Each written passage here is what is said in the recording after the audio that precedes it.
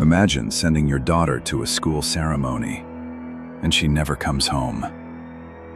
Imagine asking questions, only to lose your job, your freedom, maybe your life. For countless Iraqi families, this wasn't imagination. It was reality under a dictator's son who turned privilege into a machine of fear. Invitations became abductions. Sports teams became traps. Television dreams ended in locked corridors. Fathers vanished. Daughters' names were etched into walls meant to be hidden. This wasn't cruelty, it was a system. Keep watching to see how silence became his greatest weapon. Watch closely. The truth hidden for decades is about to be revealed. He was born into power, but chose something darker. A son raised inside palaces learned early that doors opened when others kept their heads down. The country watched a family ruled by fear, and then watched fear become a private currency. What begins as privilege becomes a pattern, and that pattern leaves people missing. In the next minutes, you'll hear how a teenager was treated like a future head of state, how offices meant for sport and media were turned into instruments of coercion, how invitations became traps, and how a final gun battle in Mosul ended a chapter without erasing the damage. You'll also hear about the lists that were never meant to be seen, the rooms that were never meant to be found, and the silence that stretched from Baghdad to small towns far beyond it. To understand how this happened, we start where power felt normal, at home, at school, and in rooms where everyone pretended a boy was already a man. He arrives as the firstborn, and the world around him is instructed to anticipate his future. Teachers speak with caution. Staff move before he asks. The rules don't just bend for him. They move out of the way. Reports from classmates remember a boy who shouted, who humiliated, who treated anyone beneath him as furniture to be rearranged. A temper is not a flaw when nobody dares call it one. Guns become toys before they are tools. He practices control in the easiest place first, over animals, over servants, over moments he can dominate without consequence. In a country where titles decide outcomes, he is already learning that glory is a mask for impunity. He doesn't need to be patient. He only needs to be feared. The state grows with his father's rise. Vice president becomes president, and with each new step, courtiers widen a path for the son. At 15, he is brought to tables where men whisper about wars and trade and oil. He watches secret police speak a language made of nods. He learns how a look can be an order, and how an order can vanish the person standing in the way. The Iran-Iraq war turns the country into a machine that eats young men. While others go to the front, he circles the capital like royalty on a private tour. Uniforms gather around him. Clubs open for him. The country breathes through checkpoints, and he moves through them as if they exist for exercise. Nights are guarded, imports are discreet, and the laughter in certain rooms sounds like permission. A style takes shape. Tailored suits, a gleam of metal on a holster, the crowd that travels as a moving wall. The performance is the point. If he arrives as spectacle, then no one notices the inventory of faces he is already collecting. Parties are not parties if they are also recruitment grounds. A look across a room becomes a decision someone else will enact. At first, the approach is dressed in ceremony, a pretense of national service, an invitation stamped in a way that says you should be proud. Doors open because the paper says it's an honor. Cars arrive with government plates. Families who have spent years learning the choreography of survival nod along. They don't call it fear, they call it cooperation. Then the houses do the talking. There are estates with heavy gates and opaque glass, guards at the curb, men who memorize who goes in, and never say who comes out. Inside, identity is not hidden, because identity is protection. Files are kept with care: names, schools, relatives, phone numbers. The precision is chilling because it tells the truth. This is a system, not a whim. The first disappearances are whispers. A law student leaves for a ceremony that is not a ceremony. A father asks a question and loses a job. Neighbors stop making eye contact. No reports, no cases, no headline. The absence becomes the instruction. Don't ask, don't call, don't stand out. Silence is a border you cross only once. Power takes on titles. He is given institutions with stadiums and offices and letterhead. An Olympic committee that should mean training and pride becomes a jurisdiction. A football association that should fill weekends with noise becomes a lever. Surveillance goes up. Doors multiply inside other doors. Rooms are redesigned to keep movement invisible. If you never see someone arrive or leave, you never saw anything at all. Evaluations become the word no one questions. Hotel suites provide privacy that looks like business. Coaches are told to mind results, not schedules. A rumor becomes a certainty. Say nothing if you like your job. Say nothing if you like your life. Parents begin to pull daughters from programs with excuses that sound polite, because the truth would be punished. State television glows with staged smiles.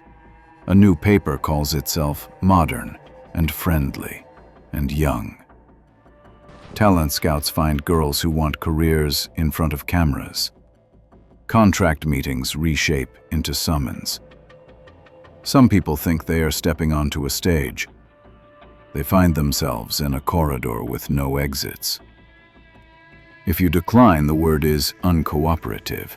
If you protest, the word is disloyal.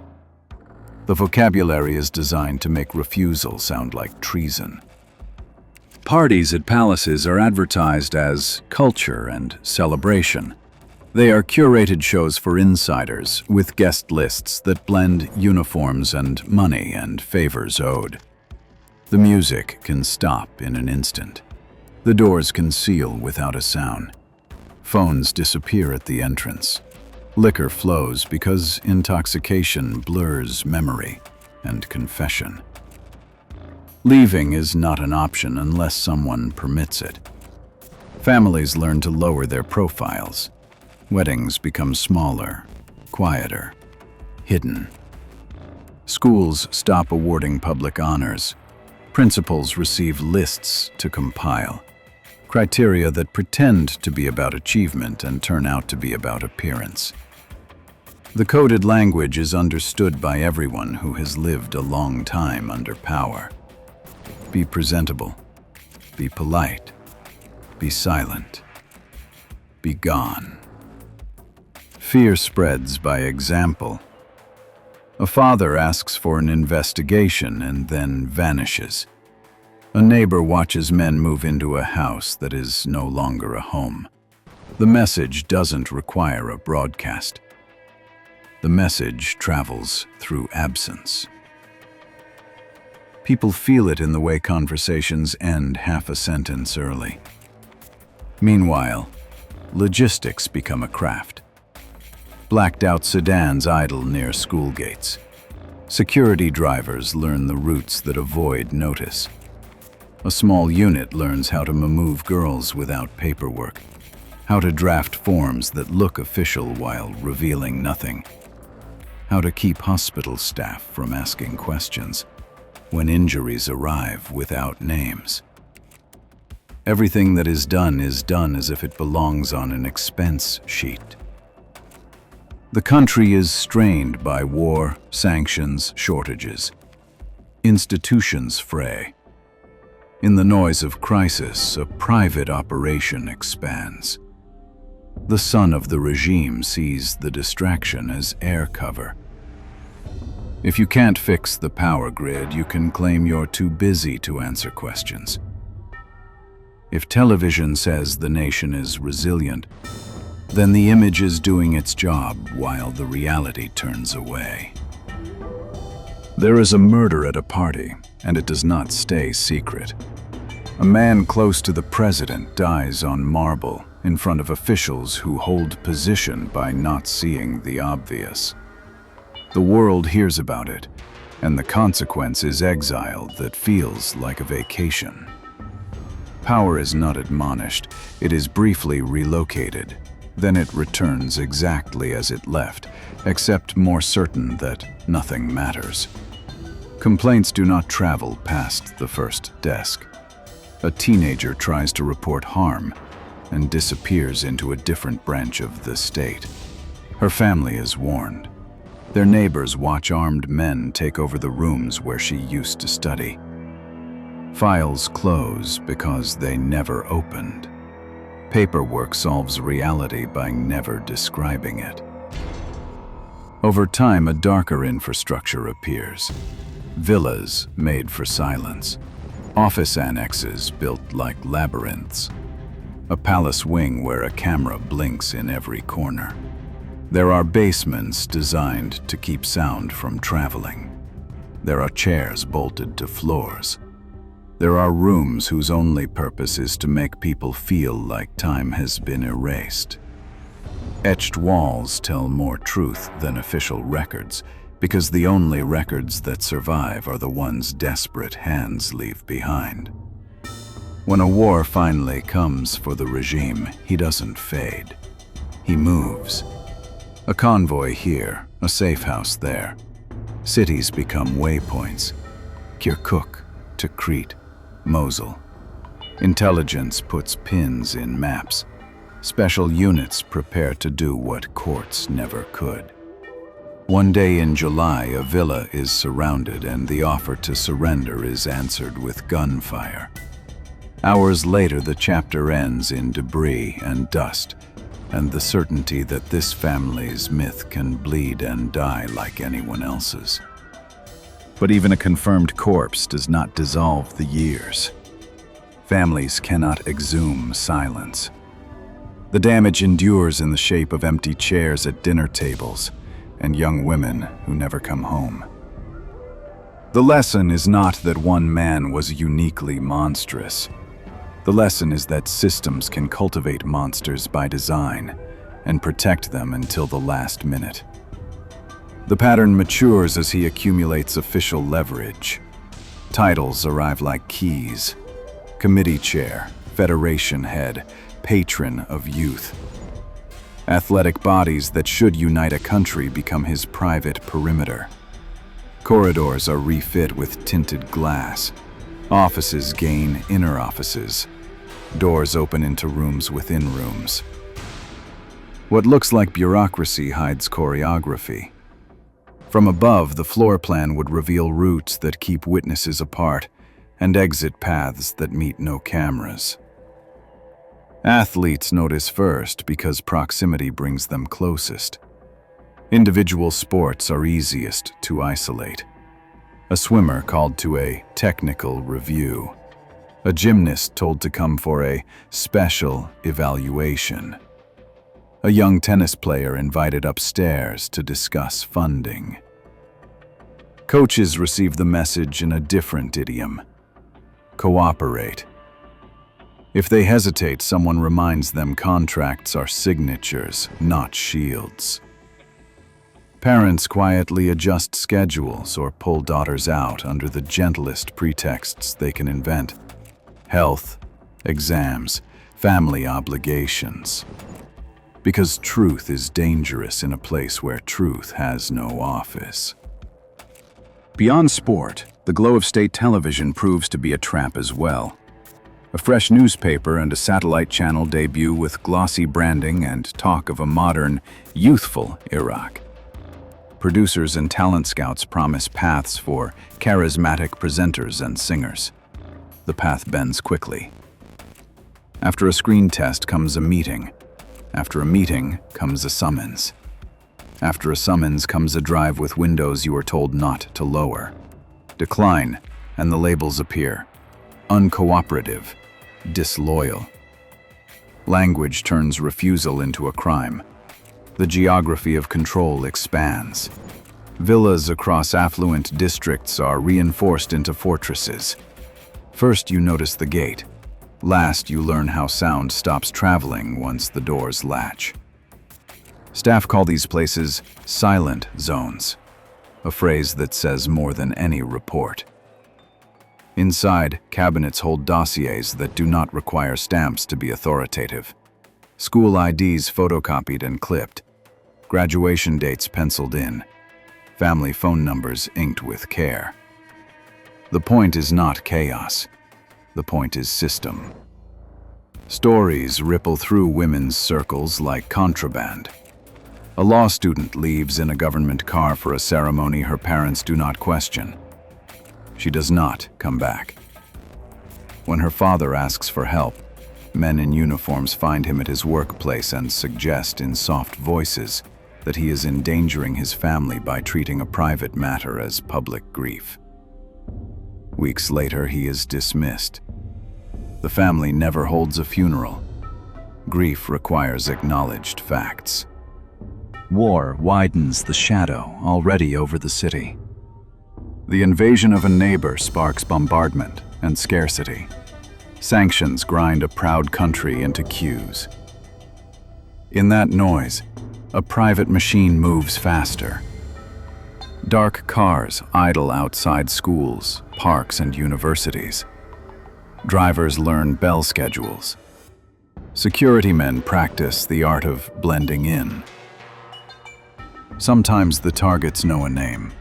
Sometimes all they know is the authority of a seal on a paper flashed by a stranger. Smaller towns learn the capital's fear. A girl without powerful relatives vanishes after a visit from men calling themselves representatives. The pretext changes with the neighborhood, an award here, a youth program there. But the destination is the same. A residence run by people who answer only to him. When girls return, the house is no longer the same house. When they do not, the house becomes a monument to waiting. By the early 90s, the operation is no longer ad hoc. A compact unit coordinates identification, transport, and containment. Its members include intelligence officers who erase tracks, drivers who know the back gates, and medical staff whose job is to make injuries less visible. Their paperwork bears ministry letterheads without acknowledging any ministry. Orders move down a chain that ends in a single signature that never needs to be shown. The rhythm is efficient and cruel. A girl is taken in the afternoon and back by nightfall, or not at all. When she returns, she is bruised and silent. Families are presented with documents to sign. Explanations in the passive voice that blame no one and everyone at once. She ran away. Personal matters. Refusing to endorse the lie is remembered as a provocation. Employers call the next day with a change in status. Public glamour and private menace blend at palaces. Cultural nights feature music and a foreign guest or two to signal openness. But the logic of the event is control. Guards frame every doorway. Phones vanish at the entrance. The rhythm can be halted on command, so one party can begin inside another. The visible gathering for cover, the invisible for purpose. Those who try to leave are turned around gently or violently, depending on the host's mood. Weddings become dangerous not because they are political, but because they are visible. An uninvited convoy arrives. The room stills. Proximity is privilege in this system. Proximity is also threat. A bride or a bridesmaid or a cousin is selected with a glance that functions like a decree. Days later, a body is found at the city's edge. A father demands an investigation that never starts. The next day, he is detained. The registry of the living acquires another blank space. By decade's end, schools receive quiet orders from a ministry that never writes its true intentions. Administrators are told to compile lists of top students who are also presentable and well-mannered. Everyone understands the euphemism. Some teachers risk small acts of sabotage by leaving names off. Some whisper warnings that arrive too late or are dismissed as paranoia until a black car appears. Punishment begins as reassignment and can end as a door closing behind a uniform. Defectors who escape carry reports that sound like fables until their consistency makes them hard to dismiss. They speak of a log kept by the inner office, dates, towns, ages, notes about whether someone came back. A disappearance list as banal and monstrous as a payroll. It exists because systems keep records even of their sins. It survives because those records are guarded by men loyal to a family, rather than a flag. Years before the fall, an ambush wounds him. Pain changes his posture without changing his power. Wheels, cane, guards, different choreography, same results. The direct, impulsive violence becomes less visible, but the machine runs whether he is present or not. Delegation is the natural evolution of a predator who has built a bureaucracy. What investigators will later find reads like a blueprint for impunity. Near an airport, a compound with an unmarked wing. In the north, another site off a road where maps grow vague. Neither belongs to the justice system on paper. Both are staffed by men whose loyalty is purchased with stipends and fear. In one building, a corridor lined with doors opening onto rooms the size of closets. Concrete, steel, bolts, cameras that do not blink. A cold room with instruments that have innocent names and horrifying purposes. And then the writing on the walls. Names scratched into plaster by fingernails or coins. Prayers in short lines. Tallies of days. Wrong because no calendars were allowed. Right because time in captivity is measured by sleep and pain rather than dates. Investigators pause longest at the marks because they are the only testimonies no censor could redact. Flesh can be hidden. Etched words are stubborn. Doctors in crowded hospitals remember nights when vehicles without plates arrived late, and staff were warned not to ask intake questions. They describe broken ribs, split lips, internal bleeding, and sentences that trail off because none dared to write the truth on forms. Some speak later to foreign press with measured voices, as if accuracy is the only gift they can give the dead. As international pressure tightens, outside cameras return, and the regime moves into a defensive crouch. Inspectors reappear. Sanctions bite again. The family still smiles for television, with the bravado of permanence. He still moves between houses, though less often in daylight. He believes the network he built will outlast the siege, because it has outlasted so many storms already. When the war comes, it arrives from the air, and then from the roads. Government buildings buckle, grids go dark, public authority dissolves in the heat of bombardment. Private authority, his authority, tries to keep pace with movement rather than governance. He is glimpsed in convoys with too many rifles, glimpsed again behind mirrored glass. The nation enters a new chapter, he tries to reread the old one. The fall of the capital makes the family vulnerable in a way they have never been. The hunt becomes personal for soldiers briefed on what his name has meant for 2 decades. Safe houses turn out not to be safe when information leaks. The geography of hiding shrinks. A neighborhood here, a city there.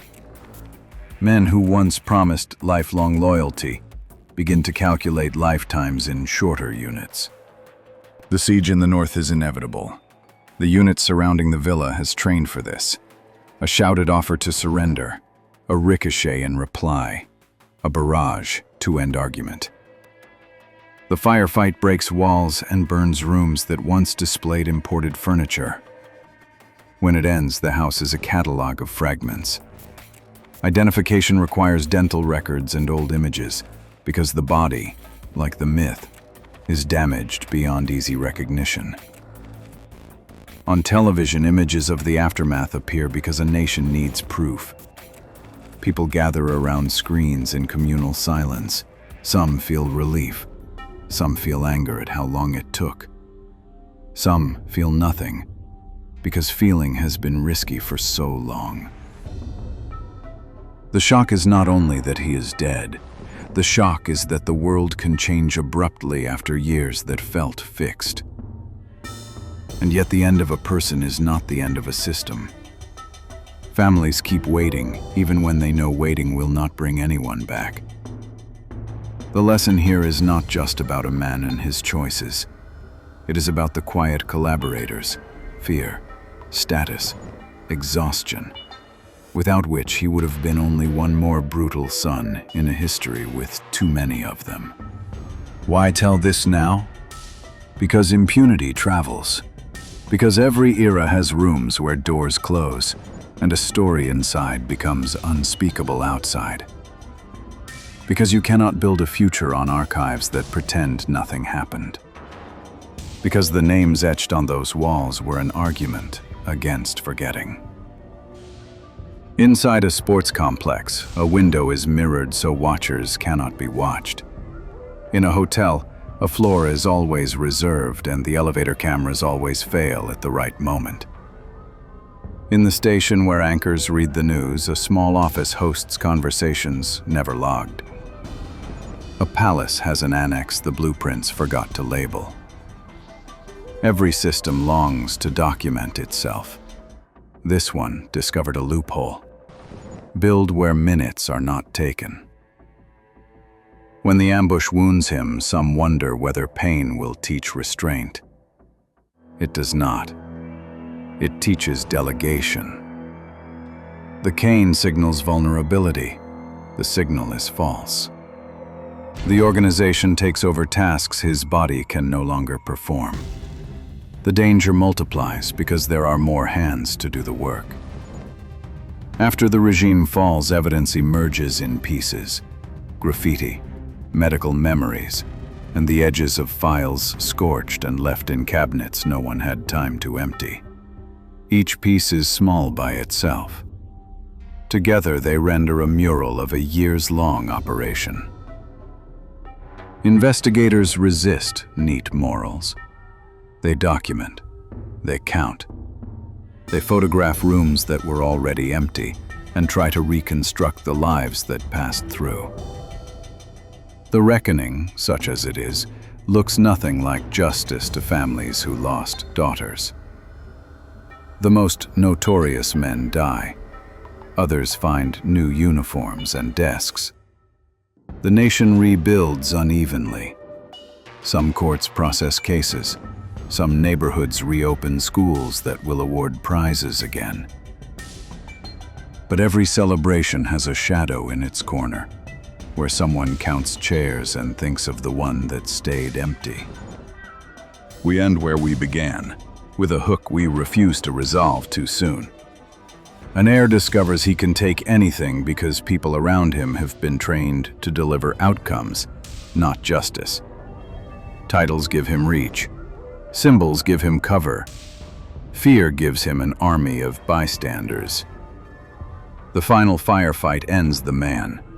The wall of silence, like most walls, stands a while longer. If you value stories that strip a system of its disguises, stay with this channel. We keep the facts tight, the rhetoric calm, and the focus on the structures that enable harm. Subscribe if you want to follow our series on heirs of regimes and the private states they build inside public ones.